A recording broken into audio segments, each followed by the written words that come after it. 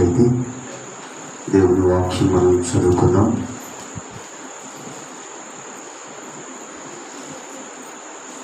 ఆదికాండం 2వ అధ్యాయం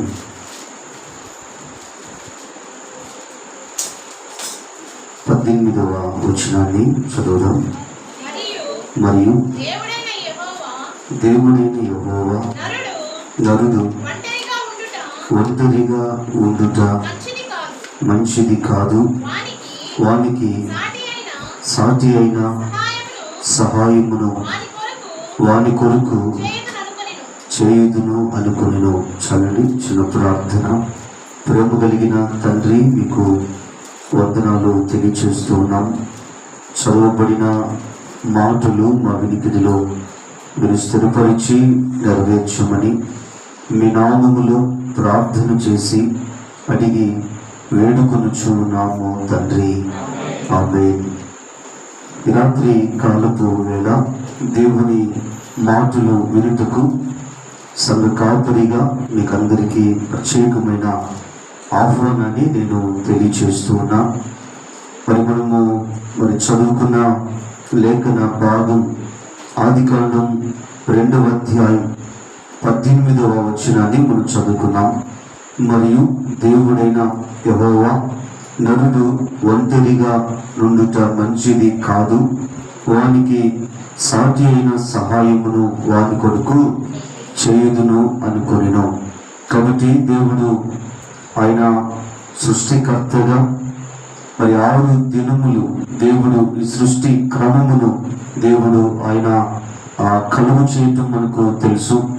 6వ దినమున దేవుడు ఆయన స్వరూపములో ఆయన పోలికలో దేవుడు ఆదామును దేవుడు ఆయన నిర్మించినట్లుగా దేవుని వాక్యములు మనము గమనిస్తూ ఉన్నాం. మరి ఇక్కడ దేవుడు ఆదామును దేవుడు చూసినప్పుడు ఆదాము ఒంటరిగా ఉన్నాడు. ఆదాము ఒంటరిగా ఉండుట దేవుడు చూచి ఇక్కడ వాక్యం ఏమని సెలవిస్తుందంటే, నరుడు ఒంటరిగా ఉండుట మంచిది కాదు.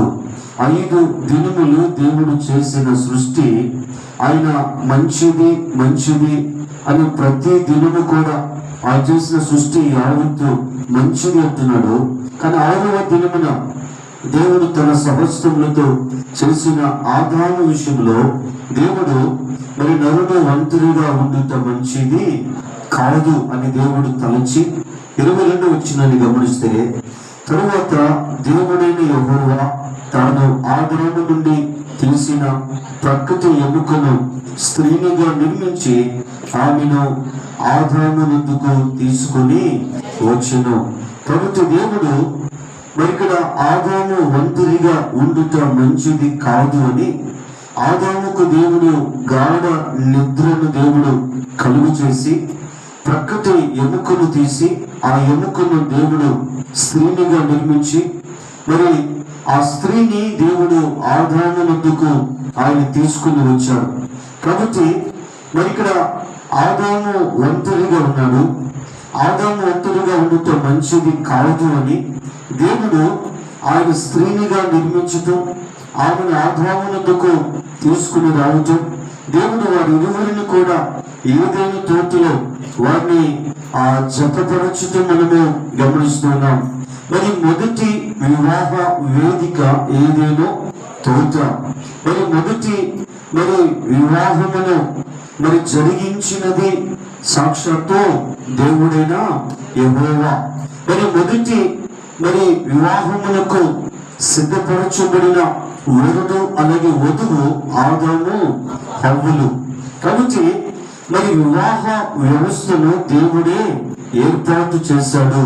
వివాహ వ్యవస్థ ద్వారా దేవుడు ఆదామును హవ్వను దేవుడు ఒక కుటుంబముగా దేవుడు చేశాడు అని మీ గమనానికి తీసుకొని వస్తూ ఉన్నా.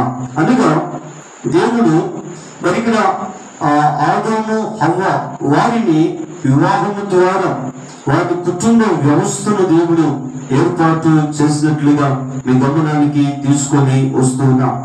దినము కూడా మన మధ్యలో ఉన్న బ్రదర్ సురేష్ గారు అలాగే సహోదరి దీనా, దేవుడు ఇక్కడ వారిరువురు కూడా వారి తల్లిదండ్రుల యొక్క సంరక్షణలో ఉన్నారు.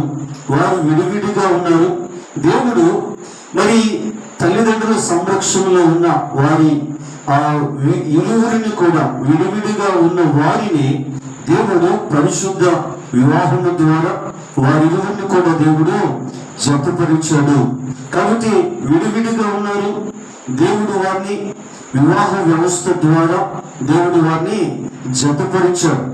మరి ఇప్పుడు జతపరచబడిన వీరిని దేవుడు కుటుంబ వ్యవస్థగా దేవుడు ఏర్పాటు చేశాడు. అనగా మరి కుటుంబము దేవుని చేత కట్టబడిన కుటుంబము, దేవుని చేత ఏర్పాటు చేయబడిన కుటుంబము.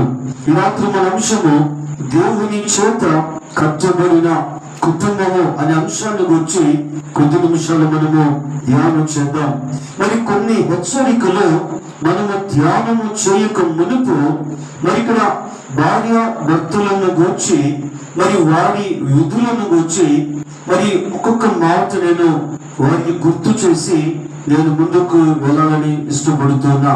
ఎఫెసీయులకు రాసిన పత్రిక 5వ అధ్యాయము, ఎఫెసీయులకు రాసిన పత్రిక 5వ అధ్యాయము 25వ వచనాన్ని చదువుదాం. పురుషులారా మీరును మీ భార్యలను ప్రేమించుడి. అలాగే 22వ వచనం, స్త్రీలారా ప్రభువునకు వలె మీ సొంత పురుషులకు లోబడి ఉండుడి.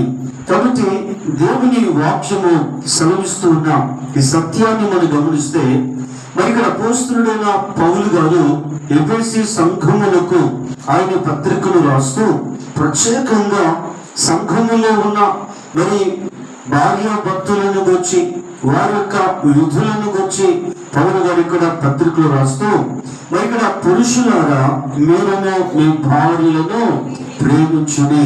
కాబట్టి భర్త తన భార్యను ప్రేమించాలి. మరి ఇక్కడ పరిశుద్ధ గ్రంథము హెచ్చరిస్తుంది. అలాగే స్త్రీలారా ప్రభువునకు వలె మీ సొంత పురుషులకు లోబడి ఉండుని. కాబట్టి భార్య తన భర్తకు లోబడి ఉండాలి.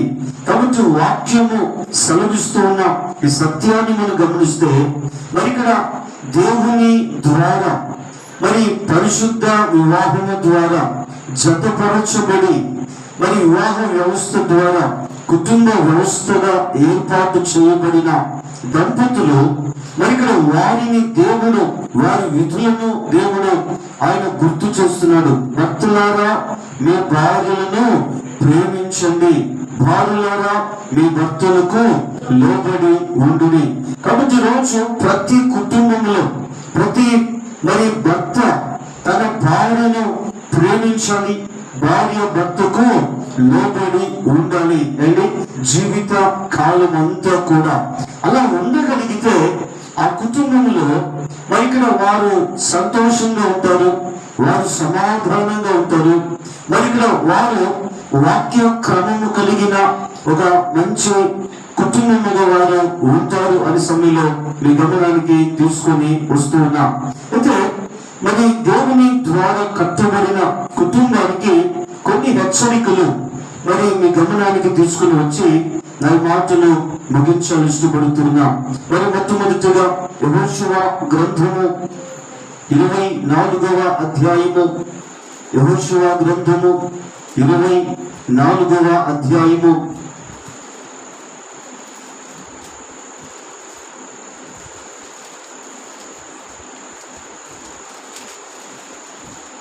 15వ వచనంలో చివరి లైను, నేనును నా ఇంటి వారును యెహోవాను సేవించదము అనిను.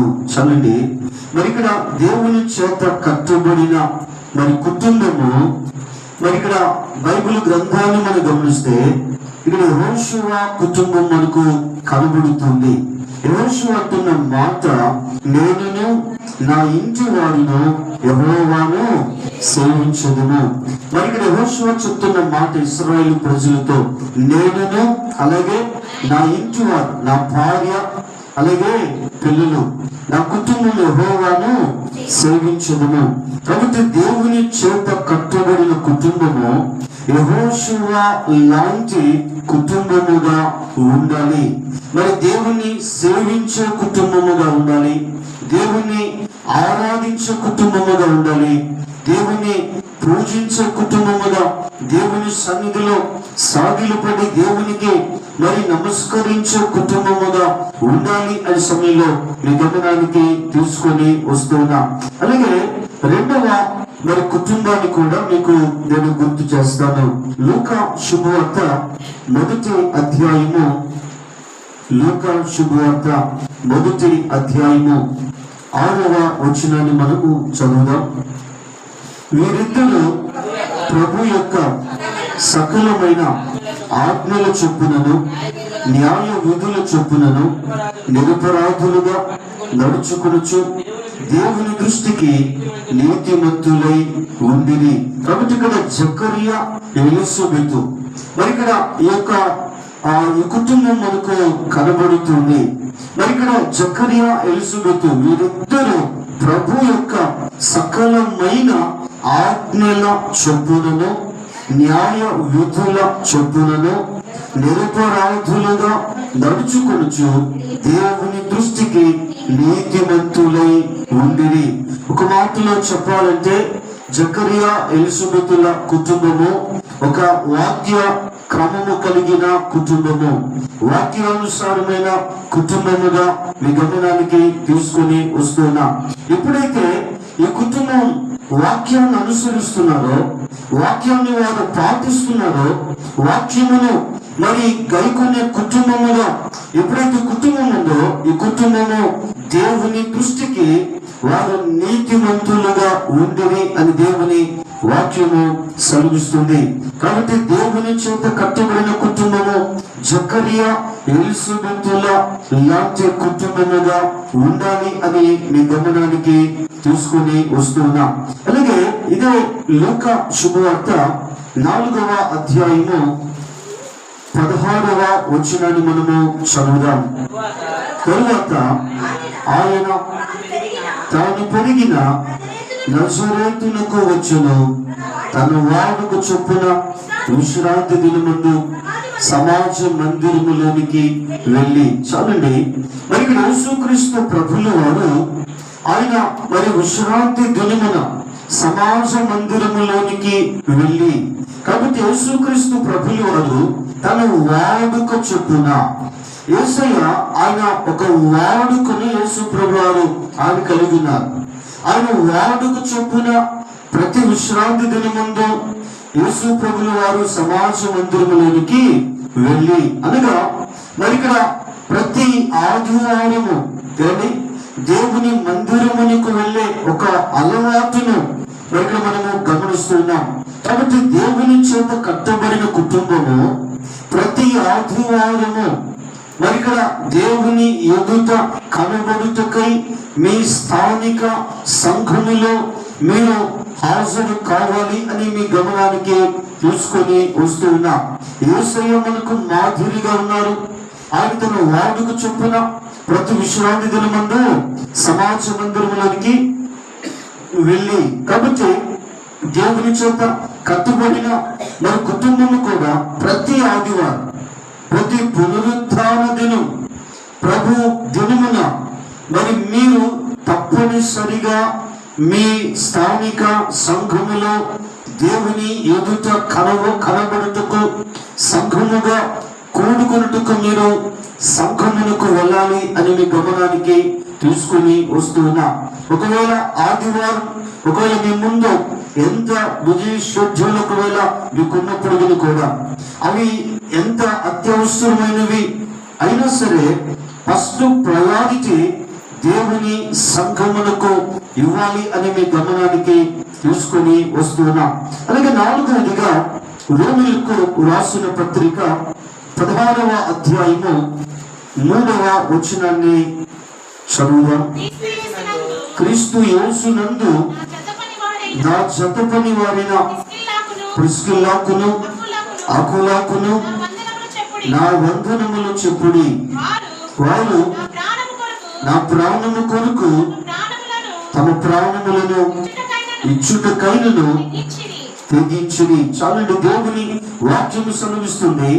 పౌలు గారు రోమా సంఘములకు ఆయన ఈ పత్రికను రాస్తూ, క్రీస్తు యేసునందు నా జత పని వారైన ప్రిస్కిల్లాకును అకులకును నా వందనములు చెప్పుడి. కాబట్టి ఇక్కడ మరి అకుల, ప్రిస్కిల్లా ఈ కుటుంబం మనకు కనబడుతుంది. ఈ కుటుంబము వృత్తి రీత్యా వారు కూడా డేరాలు కొట్టే మరి ఆ వృత్తిని వారు కలిగి ఉన్నారు. అపోస్తలుడైన పౌలు గారు కూడా అదే వృత్తిని పౌలు గారు కూడా కలిగి ఉన్నారు.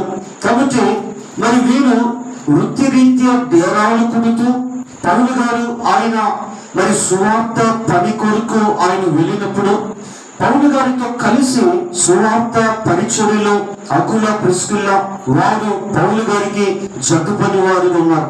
వారు కూడా కలిసి మరి సువార్త పరిచర్యలో పౌలు గారికి వారు సహకారులుగా ఉన్నారు. పత్రికలు పంచుతున్నారు. మరి చక్కగా సువార్త ఎదుగు మాటలు వారు పౌలు గారితో కలిసి మరి అనేక మందికి వారు ప్రకటించడం మనం గమనిస్తూ ఉన్నాం. కాబట్టి దేవుని చేత కట్టబడిన కుటుంబం అకుల, ప్రిస్కిల్లా లాంటి కుటుంబముగా ఉండాలి. మీరు ఏ సంఘములో అయితే ఉన్నారో ఆ సంఘ కాపురికి మీరు మరి సహకారులుగా ఉండాలి. సంఘ పరిచర్యలో, సువార్త పరిచర్యలో, ప్రతి పరిచర్యలో మీరు మరి సహకారులుగా, మీరు ప్రతి పరిచర్యలో పాలి భాగస్తులుగా ఉండాలి అని మీ గమనానికి తీసుకుని వస్తున్నా. మీ వంతుగా మీరు మరి ఇక్కడ పరిచర్యలో మరి పాలు పంపులు పొందాలి. అలాగే ఆర్థికంగా కూడా ఆ పరిచర్యలకు మీరు సహకారులుగా ఉండాలి అనే సమయంలో మీ గమనానికి తీసుకుని వస్తున్నా. అలాగే మరి ఇక్కడ కీర్తనల గ్రంథం 118వ కీర్తన 15వ చరణాన్ని మనము చదువుదాం. 118వ కీర్తన 15వ చరణం. 118వ కీర్తన 15వ చరణం. నీతిమంతుల గుడారములలో రక్షణను గూర్చిన ఉత్సాహ సునాదము వినబడును. యెహోవా దక్షిణ హస్తము సాహస కార్యములను చేయను. చాలండి, దేవుని వాక్యము సెలవిస్తుంది. దేవుని చేత కట్టబడిన కుటుంబం మరి ఇక్కడ 5వ కుటుంబం కదా. మరి ఇక్కడ దేవుని వాక్యాన్ని మనం చూస్తున్నాం. కీర్తనాకారుడు గ్రంథిస్తూ చేస్తూ నీతి మంతుల గుడారములలో రక్షణను గూర్చిన ఉత్సాహ సునాదము వినబడును. కాబట్టి దేవుని చేత కట్టబడిన కుటుంబం మరి ఎలాంటి కుటుంబముగా ఉండాలంటే ప్రతి ఉదయకాలం, ప్రతి సాయంకాలం మీ కుటుంబాల్లో మరి కుటుంబ ప్రార్థనలో ఉండాలి అండి. ఫ్యామిలీ ప్రేయర్స్ ఉండాలి. సంఘ సహవాసపు కోడికలు వేరు, మీ కుటుంబంలో మీ కుటుంబ ప్రార్థనలు వేరు. కాబట్టి ప్రతి క్రైస్తవ కుటుంబంలో ఈ కుటుంబ ప్రార్థనలో తప్పనిసరిగా ఉండాలి. ప్రతి ఉదయకాలం, ప్రతి సాయంకాలం. కాబట్టి ఏ కుటుంబంలో ఈ కుటుంబ ప్రార్థనలు ఉన్నాయో ప్రతి ఉదయ సాయంకాలం ఆ కుటుంబాలు చాలా సంతోషంగా ఉన్నారు, చాలా ఆనందంగా ఉన్నారు. ఆ కుటుంబాలు కదా చాలా ఆధ్యాత్మికంగా వారి ఎదుగుతూ ఫలభరితమైన కుటుంబాలు ఉన్నారు. ఆ కుటుంబాలు కదా చీకు చింత లేని మరి ఇక్కడ ఏదైనా వారి ముందుకు ఏదైనా ఇబ్బందులు వచ్చినప్పుడు అవన్నీ వాక్యం అంటుంది, యెహోవా దక్షిణ హస్తము సాహస కార్యములను చేయును.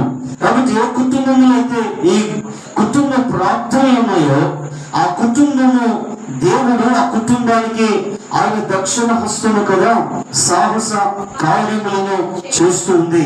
కాబట్టి నా ప్రియ సంఘము, సంఘ కాపురిగా నేను కుటుంబాలకు ఇస్తున్న మరి ప్రేమ పూర్వకమైన ఒక మనవి ఏంటి అంటే మరి ఇక్కడ మీ గృహాల్లో ప్రతి ఉదయ సాయంకాలం మరి కుటుంబ ప్రార్థనలు ఉండాలి. ఒకవేళ మీలో కొన్ని కుటుంబాలు మరి కుటుంబ ప్రార్థనలను మీరు ఆల్రెడీ ప్రారంభించారు, మీరు కొనసాగిస్తున్నారు. ఒకవేళ ఇంకా కుటుంబ ప్రార్థనలు లేని కుటుంబాలు ఈ స్థలంలో ఉంటే మరి ఇక్కడ ఈ దినము నుంచి ఒక తీర్మానం తీసుకుందాం. ఈ దినము నుంచి కుటుంబ ప్రార్థనలు మనము ప్రారంభిద్దాం. దేవుని రెండవ రాకడ వచ్చే వరకు మన జీవిత కాలం అంతా కూడా మరి కుటుంబ ప్రార్థనలో మనము కొనసాగిద్దాం. అటు కృప పరిశుద్ధాత్మ దేవుడు నూతన కుటుంబములకు, సంఘములో ఉన్న ప్రతి కుటుంబములకు దేవుడు దయచేయును గాక. ఆమేన్. మరో కుటుంబాన్ని మీకు నేను గుర్తు చేస్తాను. ఆదికాండం 18వ అధ్యాయం 5వ వచనాన్ని మనము చదువుదాం. ఆదికాండం 18:5 కొంచెము ఆహారము తెచ్చెదను, మీ ప్రాణములను బలపరుచుకుని తరువాత మీరు వెళ్ళవచ్చును. చల్లండి, దేవుని వాక్యమును మనము జాగ్రత్తగా గమనిస్తే ఆదికాండం 18వ అధ్యాయం 5వ వచనాన్ని మనం చదువుకుంటున్నాం. కాబట్టి దేవుని చేత కట్టబడిన కుటుంబము ఆతిథ్యం ఇచ్చే కుటుంబముగా ఉండాలి. ఏ కుటుంబం అంట? ఆతిథ్యం ఇచ్చే కుటుంబముగా ఉండాలి. కాబట్టి మన కుటుంబాలు కదా, మరి ఇతరులకు ఒకవేళ ఎవరైనా భోజనపు వేళ మన కుటుంబానికి వస్తే, లేకపోతే ఎవరైనా దారిలో ఎవరైనా వెళుతూ ఉంటే, మరి ఇక్కడ ఒకవేళ భోజన సమయం అయితే వారిని పిలిచి వారికి ఆతిథ్యం ఇచ్చే కుటుంబాలుగా ఉండాలి. అబ్రహాము గారు మరి ఇక్కడ ఆయన 8,000 గుడారం బయటకు వచ్చున్నారు. దారిలో బాటసార్లు వెళుతుంటే మరి ఇక్కడ అబ్రహాము గారు వారిని పిలిచి వారికి ఆతిథ్యం ఇవ్వటం మనము గమనిస్తూ ఉన్నాం. కాబట్టి క్రైస్తవ కుటుంబాలు ఆతిథ్యం ఇచ్చే కుటుంబాలుగా ఉండాలి. కొన్నిసార్లు ఒకవేళ మనకు సరిపోయేంత భోజనం చేసుకొని ఉండొచ్చు. ఒకవేళ సమయానికి ఎవరైనా వస్తే వారికి భోజనం పెట్టి అవసరమైన తర్వాత మనము మరి వంట తర్వాత మరలా ప్రిపేర్ చేసుకోవడానికి మనం సిద్ధపడదాం. కాబట్టి ఎందుకంటే బైబిల్ గ్రంథం ఏమని శ్రమిస్తుందంటే, ఎప్పుడీ గ్రంథం రాయబడిన మాట కొంతమంది ఎరుగకయే దేవదూతలకు ఆతిథ్యం ఇచ్చింది. కాబట్టి కొంతమంది ఎరుగకయే దేవదూతలకు ఆతిథ్యం ఇచ్చారు. కాబట్టి ఆతిథ్యం చేయ మరొకడే అని దేవుని వాక్యము సెలవిస్తుంది. ఆతిథ్యం ఇచ్చిన అబ్రహాము కుటుంబాన్ని దేవుడు ఆశీర్వదించారు. అలాగే ఇంకా మరొక కుటుంబాన్ని కూడా మనము గుర్తు చేసుకుంటే ఆదికాండం 12వ అధ్యాయమును మనం గమనిస్తే మరి ఇక్కడ అబ్రహాము గారు, శారా వారి కుటుంబం ఇక్కడ మనకు కనబడుతుంది. మరి కుటుంబము మరి విధేయత కలిగినటువంటి కుటుంబం. ఏ కుటుంబం అంట? విధేయత కలిగిన కుటుంబం. కాబట్టి దేవుని చేత కట్టబడిన కుటుంబం విధేయత కలిగిన కుటుంబముగా ఉండాలి. కాబట్టి దేవునికి మనము విధేయులుగా ఉండాలి. దేవునికి మనము లోబడే వారముగా మనం ఉండాలి. కాబట్టి ఈ రాత్రి ఒకసారి ఆలోచన చేద్దాం. మరి ఇక్కడ యేసుక్రీస్తు ప్రభుల వారు తండ్రికి ఆయన విధేయుడుగా ఉన్నాడు. కాబట్టి మన గురువు యేసు ప్రభుల వారు ఆయన విధేయుడుగా మనం చూస్తున్నాం. కాబట్టి ఆయన శిష్యులమైన మనము కూడా విధేయులుగా ఉండాలి అనే సమయంలో మీ గమనానికి తీసుకొని వస్తూ ఉన్నాం. చూడని ఒక మాట మీకు నేను గుర్తు చేస్తాను. మత్తయి సువార్త 7వ అధ్యాయం 21వ వచనాన్ని మనము చదువుదాం. ప్రభువా ప్రభువా అని నన్ను పిలుచు ప్రతి వాడును పరలోక రాజ్యములో ప్రవేశింపడు గాని పరలోకమందున్న నా తండ్రి చిత్త ప్రకారము చేయువాడే ప్రవేశించును. కాబట్టి దేవుని చేత కట్టబడిన కుటుంబం దేవుని చిత్తము జరిగించు కుటుంబముగా ఉండాలి. దేవుని చిత్తము జరిగించు కుటుంబముగా ఉండాలి. కాబట్టి నగర సంఘమ యేసయ్య తండ్రి చిత్తమును ఆయన జరిగించారు. కాబట్టి మనము కూడా మన పట్ల దేవుని చిత్తం ఏదైతే ఉందో ఆయన చిత్తమును మనము జరిగించాలి. మరి కొన్నిసార్లు మన సొంత ఆలోచనను ఆధారం చేసుకుంటాం, మన యొక్క తెలివితేటలను ఆధారం చేసుకుంటాం, మన సొంత అభిప్రాయములను, కొంతమంది మనకిచ్చినటువంటి సలహాలు సూచనలను మనము ఆధారం చేసుకుంటున్నాం. కానీ క్రైస్తవ విశ్వాసులుగా దేవుని చేత కట్టబడిన కుటుంబములుగా మరి మనము తండ్రి చిత్తమును మొదట ఆయన పాదముల చెంత మనం తెలుసుకొని మరి దేవుని చిత్తం మన కుటుంబం పట్ల ఏదైతే ఉందో ఆయన చిత్తాన్ని మనము జరిగించాలి. కాబట్టి మనము ప్రార్థించవలసింది ఏంటంటే, తండ్రి నా పట్ల నా కుటుంబం పట్ల నీ చిత్తము ఏంటి? కాబట్టి ఆయన చిత్తమును తెలుసుకొని ఆయన చిత్తమును మనము జరిగించే వారముగా మనం ఉండాలి. ఏ కుటుంబం అయితే దేవుని చిత్తము జరిగిస్తుందో ఆ కుటుంబము పరలోక రాజ్యములో ప్రవేశించును అని దేవుని వాక్యము సెలవిస్తుంది. కాబట్టి ఒక 8 కుటుంబాలు మనము గుర్తు చేసుకున్నాం. దేవుని చేత కట్టుబడిన కుటుంబం ఎలాంటి కుటుంబముగా ఉండాలంటే, మొట్టమొదటిగా యెహోషువ లాంటి కుటుంబముగా ఉండాలి. రెండవది జకరియా ఎలిజబెతుల లాంటి వాక్య క్రమము కలిగిన కుటుంబముగా ఉండాలి. మూడవదిగా యేసయ్యలాగా మరి మనం ఒక వాడుక కలిగి ప్రతి ఆదివారం మానక దేవుని మందిరమునకు వెళ్ళే కుటుంబముగా ఉండాలి.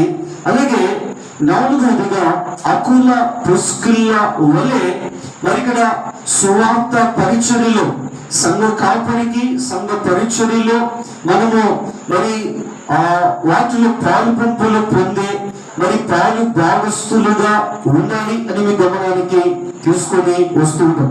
అలాగే మరి ఇక్కడ ప్రతి ఉదయ సాయంకాలం మరి కుటుంబ ప్రార్థనలు కలిగి మరి ఇక్కడ అలాంటి కుటుంబాలుగా ఉండాలని మీ గమనానికి తీసుకొని వస్తూ ఉన్నాం. అలాగే ఆరోగ్యంగా ఆతిథ్యం ఇచ్చే కుటుంబాలుగా ఉండాలి. తద్వారా అబ్రహాము వారి కుటుంబము ఆశీర్వదించబడింది. కాబట్టి మన కుటుంబాలు కూడా ఆశీర్వదించబడాలంటే ఆతిథ్యం ఇచ్చే కుటుంబాలుగా ఉండాలి అని మీ గమనానికి తీసుకొని వస్తున్నాం. ఏడవదిగా విధేయత కలిగిన కుటుంబముగా ఉండాలి. దేవునికి, వాక్యమునకు, సంఘ కాపరికి మరి ఇక్కడ మనము విధేయులుగా ఉండాలి అని మీ గమనానికి తీసుకొని వస్తున్నాం. ఎనిమిదవదిగా దేవుని చిత్తమును జరిగించు కుటుంబముగా ఉండాలి అని మీ గమనానికి తీసుకొని వస్తున్నాం. కాబట్టి దేవుని చేత కట్టుబడిన కుటుంబము మరి మన ముందు కొన్ని కుటుంబాలు పరిశుద్ధాత్మ దేవుడు మన గమనాన్ని తీసుకుని వచ్చాడు.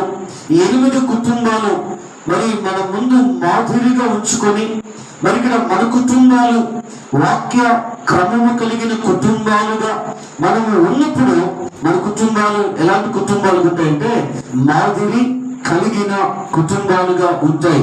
సంఘమునకు మాదిరి కలిగిన కుటుంబముగా ఉంటాం. సమాజమునకు మాదిరి కలిగిన కుటుంబముగా ఉంటాం. బంధుమిత్రులకు ఒక మాదిరి కలిగిన కుటుంబముగా, ఒక ఆదర్శంగా మనం ఉండబోతున్నాం. కాబట్టి దినము మరి ఆ దేవుని చేత మరి పరిశుద్ధ వివాహము ద్వారా కట్టబడిన మరి కుటుంబం, మరి సురేష్ గారు అలాగే దీనా ఈ కుటుంబము కదా, వాక్య క్రమము కలిగిన కుటుంబముగా, ఆశీర్వదించబడిన కుటుంబముగా మరి ఆ కుటుంబం ఉండాలని మరి ఈ మాట వారికి నేను మరి తెలియచేస్తున్నా. ఒక వాగ్దానము కూడా నేను వారికి తెలియచేసి నా మాటలు ముగించాలని ఇష్టపడుతున్నా. ఆదికాండం 1వ అధ్యాయం 28వ వచనాన్ని చదివి ప్రార్థన చేద్దాం. ఆదికాండం, దేవుడు వారిని ఆశీర్వదించును ఎట్లనగా మీరు ఫలించి అభివృద్ధి పొంది విస్తరించి భూమిని నిండించి దానిని లోపరుచుకుని. కాబట్టి ఆదాము హవ్వను దేవుడు జతపరిచి వారిని ఆశీర్వదించాడు. ఆశీర్వాదములో మొట్టమొదటిది ఫలించుని అని దేవుడు ఆదాము హవ్వతో చెప్తున్నాడు. కాబట్టి ఇదనము మరి సురేష్ గారు దీనా ఈ కుటుంబాన్ని దేవుడు ఆయన వారిని పరిశుద్ధ వివాహం ద్వారా వారిని జతపరిచి వారి కుటుంబ వ్యవస్థను ఏర్పాటు చేశాడు. దేవుని ద్వారా కుటుంబములు ఏర్పాటు చేయబడిన 20ని దేవుడు ఆశీర్వదించి మరి ఇక్కడ వారు ఫలించి మరి ఆ రాబోయే దినములలో ఒక చక్కటి మరి ఆ పిల్లలు కలిగినటువంటి మరి ఆ కుటుంబముగా, ఒక ఆశీర్వాదకరమైన కుటుంబముగా ఆ కుటుంబం ఉండాలి అని ఈ సమయంలో ఈ మాటలు నేను వారికి గుర్తు చేస్తూ, కాబట్టి మన యొక్క జీవితాల్లో మరి ఒక చక్కటి వాక్యానుసారమైన కుటుంబముగా, అనేకులకు మాదిరి కలిగిన, అనేకులకు ఒక ఆశీర్వాదకరమైన కుటుంబాలుగా మన కుటుంబాలు ఉండాలి అని కొద్ది మాట చెప్పి ముగిస్తున్న దేవుడు ఈ మాటలు మన వినికిడిలో దీవించును గాక. ఆమె ప్రార్థించాం.